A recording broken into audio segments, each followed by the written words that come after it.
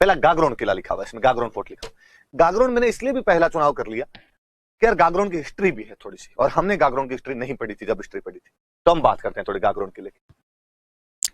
मैं जब हिस्ट्री की बात करूं तो मैं ये कहूंगा कि किला डोड परमार राजाओं ने बनवाया था। परमारों की एक ब्रांच होती है डोड, तो डोड परमार राजाओं द्वारा निर्माण करवाया गया।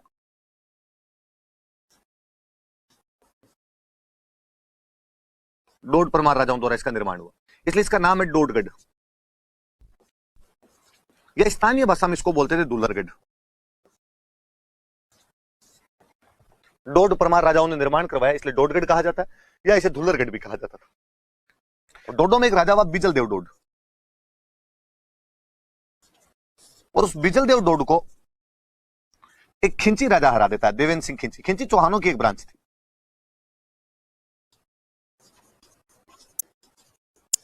देवेंद्र सिंह खिंची ने हरा दिया, खिंची चौहान होते हैं, तो परमारों से एक किला बाद में चौहान छीन लेते हैं, खिंची चौहान छीन लेते हैं। सिंपल बात, डोड परमार राजाओं द्वारा इसका निर्माण करवाया गया, इसलिए डोडगढ़ या दुल्लरगढ़ कहा जाता है। बिजल देव डोड को हराकर देवेंद्र सिंह खिंची ने इसके लिए प्रतिकार कर लिया था। फिर खिंचियों से जुड़ी हुई यहां पर दो बड़ी बातें हैं। खिंचियों से जुड़ी हुई एक बात मैंने आपको पढ़ाई थी, वो ये थी कि प्रताप सिंह खिंची यहाँ के राजा थे, जो बाद में संत बन जाते हैं और संत पिंपा के नाम से लोकप्रिय हुए थे। वो अपने छोटे भाई अचलदास खिंची को राज्य सौंप के चले जाते। मैं उन अचलदास खिंची की बात करना पसंद करूंगा। तो यहां पर एक राजा हुए अचलदास खिंची।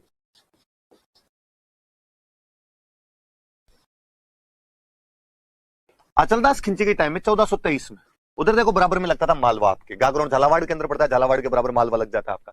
1423 में मालवा का सुल्तान था होसंग शाह। होसंग शाह आक्रमण कर देता है, होसंग शाह का आक्रमण हुआ।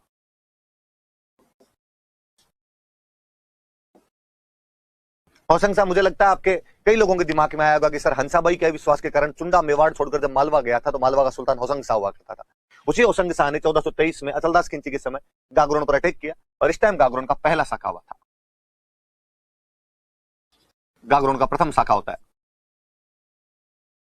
तो कोई पूछे कि गागरोन का पहला शाखा कब हुआ था? 1423 में। कौन से राजा के टाइम हुआ था? तो अचलदास खिंची के टाइम में हुआ था। अटैक किसने किया था? तो मालवा के होसंग शाह ने अटैक किया था। इन अचलदास खिंची पे एक बहुत अच्छी बुक लिखी है जिसमें इसकी जानकारी मिलती है। शिवदास गार्डन एक राइटर में है, और उनकी बुक का नाम है अचलदास खिंचरी वचनिका। तो बुक का नाम भी याद रखें भाई, जो गागरोन के पहले शाखे के बारे में बताती है, अचलदास खिंचरी वचनिका में ये सब जानकारियां मिलती है। इसके बाद में एक राजा और बने यहां पे, अचलदास खिंची के बेटा राजा बनता है यहां पे पालन सिंह। पालन सिंह के टाइम में वापस 1444 में मालवा का सुल्तान हुआ करता था महमूद खिलजी फर्स्ट। महमूद खिलजी फर्स्ट का आक्रमण होता है। महमूद खिलजी फर्स्ट फिर मालवा का राजा। आप फिर याद करेंगे कि सर कुंभा ने इसको सारंगपुर के युद्ध में हराकर भेज दिया था। हाँ वही है ये महमूद खिलजी फर्स्ट। और इसके टाइम में यहां का दूसरा शाखा हुआ था, और इस बार महमूद खिलजी फर्स्ट यहां पे कब्जा करता है और इसका नाम बदलकर कर देता है मुस्तफाबाद। दो बातें याद रखने वाली सी कि गागरोन के किले में दो शाखे हुए थे। अचलदास खिंची के टाइम में 1423 में पहला शाखा हुआ, पालन सिंह के टाइम में 1444 में दूसरा शाखा होता है। पहली बार मालवा के होसंग शाह ने अटैक किया था, दूसरी बार मालवा के महमूद खिलजी फर्स्ट ने अटैक किया था। पहले वाले शाखे की जो सूचना हमें शिवदास गार्डन की पुस्तक अचलदास खिंचरी वचनिका से प्राप्त होती है। दूसरे शाखे के बाद महमूद खिलजी फर्स्ट यहाँ पे कब्जा करता है, और कब्जा करके इसका नाम बदलकर कर देता है मुस्तफाबाद। ये हिस्ट्री की थोड़ी बातें, ये बातें भी करनी। फिर कुछ बातें मैंने यहाँ बीच बीच में आपको पढ़ाई थी। जैसे मैंने बताया था कि बाद में यहाँ पर मेवाड़ कब्जा कर लेता है, और सांगा ने यह किला मैदनी राय को दे दिया था। फिर मैंने बताया था कि बाद में यहाँ पर मुगलों का कब्जा हो गया था, और मुगलों में अकबर ने किला बीकानेर के पृथ्वीराज राठौड़ को दिया था। और ऐसा माना जाता है कि पृथ्वीराज राठौड़ ने इसी किले के अंदर बैठकर अपनी बुक लिखी थी, वेली कृष्ण रुक्मणी। फिर जब बूंदी से तोड़ के कोटा अलग बनाया गया था शाहजहां के टाइम में, तो शाहजहां ने ये किला कोटा के राजाओं को दे दिया था। बूंदी वालों का अधीन आता था, उन्होंने कोटा वाले राजाओं को दे दिया, भाई आप ये किला रख लो। तो बाद में कोटा वालों का अधीन में ये किला रहा था। वो कुछ हिस्ट्री की बातें आपको बताई हुई है मेरी। अब मैं नॉर्मल इसकी दूसरी विशेषताएं जो है वो आपको बताता हूँ। क्या है दूसरी विशेषताएं, वो पढ़ते हैं अपन। एक विशेषता ये है कि ये पहाड़ पे तो बना हुआ ही, तो पहाड़ी दुर्ग तो है अपने आप में, पर्वतीय दुर्ग है।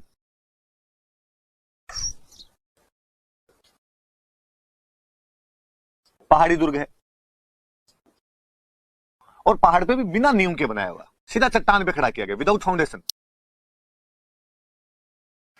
बिना नींव, नींव नहीं है नीचे, सीधा सीधा चट्टान पे खड़ा कर दिया।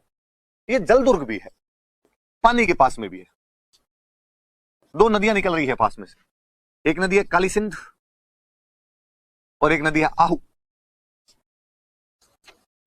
तो कौन कौन सी नदियों के संगम पर स्थित है? तो काली सिंध और आहू नदियों के संगम पर स्थित है। ये एक माउंटेन फोर्ट या हिली फोर्ट भी है, ये एक वाटर फोर्ट भी है।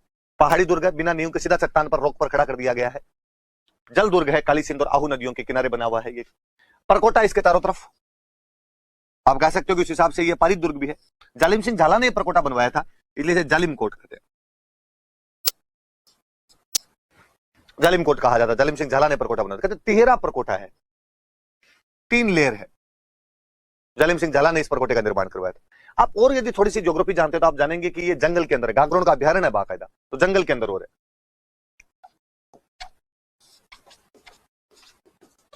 जंगल में स्थित। पहाड़ पे भी इस प्रकार से स्थित है कि पर्वतमाला और किला दोनों आपस के अंदर मिल गए हैं। आपको लगेगा दूर से देखो तो कि पहाड़ी है, पर्वतमाला और प्लस किला आपस में मिले हुए, इसलिए दूर से देखने पे दिखाई नहीं देता है, दूर से देखने पर दिखाई नहीं देता।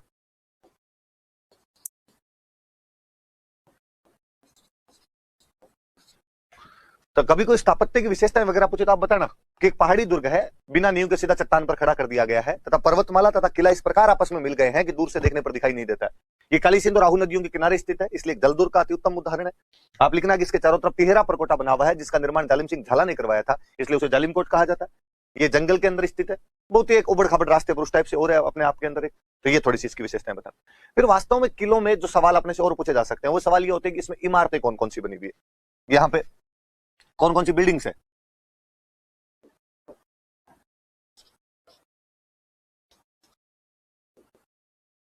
बिल्डिंग्स कौन कौन सी बनी हुई है, इमारतें कौन कौन सी बनी हुई है इसके अंदर। तो इमारतें इसके अंदर बनी हुई है, तो एक मंदिर बना हुआ है इसके अंदर, मधुसूदन मंदिर, मधुसूदन मंदिर। ऐसा कहा जाता है कि इसका निर्माण कोटा के राजा दुर्जन साल ने करवाया था।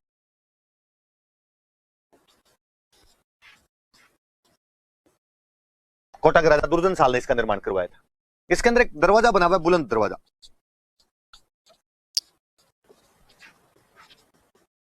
ऐसा कहा जाता है कि जो बुलंद दरवाजा है ये औरंगजेब ने बनवाया था, औरंगजेब ने इसका निर्माण करवाया था। इस किले में सबसे ज्यादा याद रखने वाली एक संत है हमीदुद्दीन, उनकी दरगाह है। संत हमीदुद्दीन, या उनको कहते हैं मीठे सा।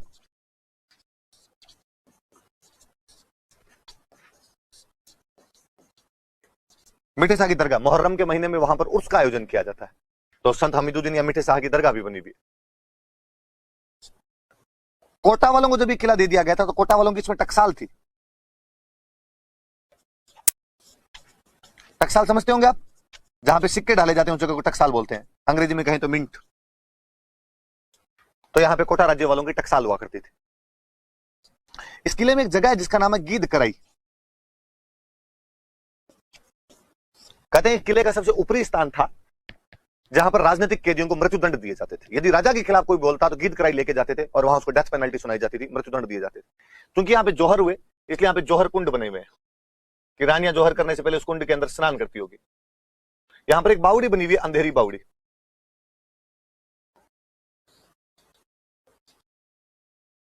तो ये इस किले की मुख्य मुख्य सी इमारतें।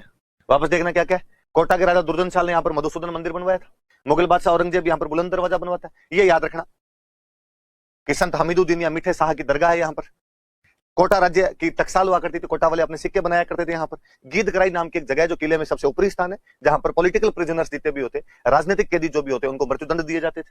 यहाँ पर जौहर कुंड बना हुआ है, यहाँ पर एक अंधेरी बावड़ी बनी हुई है। ये सब हम गागरोन के किले की बात कर रहे थे। अब वापस देखिए गागरोन के किले। डोड परमार राजाओं ने निर्माण करवाया, इसलिए डोडगढ़ कहते हैं, स्थानीय भाषा में धुलरगढ़ कहते हैं।